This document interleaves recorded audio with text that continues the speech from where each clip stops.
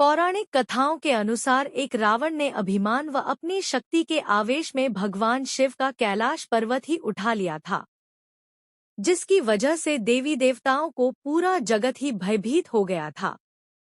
कहानी के अनुसार एक बार रावण ने भगवान शिव को प्रसन्न कर उनसे मनचाहा वर मांगने के लिए तपस्या के बारे में सोचा।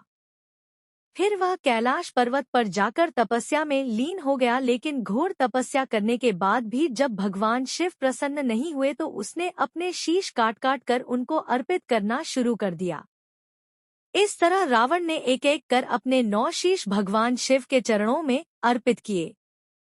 लेकिन जैसे ही वह 10वां शीश काटने लगा तो भगवान शिव ने प्रकट होकर उससे मनचाहा वर मांगने को कहा। भगवान शिव के प्रकट होने पर रावण ने उनसे अतुल्य बलवान होने का वरदान मांगा। उसने कहा कि मुझे ऐसा बल प्रदान करें जिसकी कोई तुलना न हो, और जितने भी शीश मैंने आपको अर्पित किए हैं वह सभी पहले ही तरह हो जाएं। भगवान शिव ने उसकी तपस्या से प्रसन्न होकर उसको यह वरदान दे दिया। लेकिन रावण को मिले इस वरदान के बाद देवताओं और ऋषिमुनियों की चिंता बढ़ गई और उन्हें नारद मुनि से इस समस्या का समाधान पूछा। तब नारद मुनि ने इस समस्या का निकाला और रावण के पास पहुंच गए।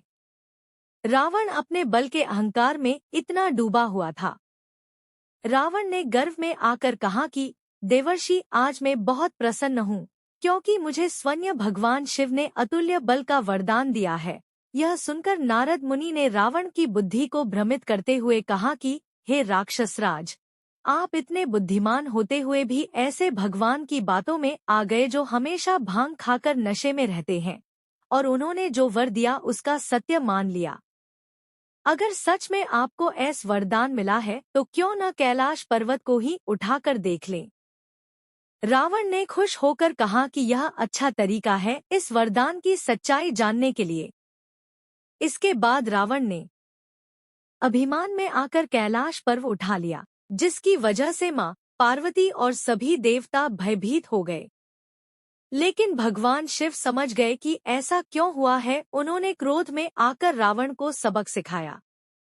भगवान शिव ने अपने पैर के अंगूठे से कैलाश पर्वत का थोड़ा सा हिस्सा दबा लिया, जिसकी वजह से रावण उसके नीचे आकर छटपटाने लगा और भगवान शिव के क्रोध को शांत करने के लिए उनकी स्तुति करने लगा।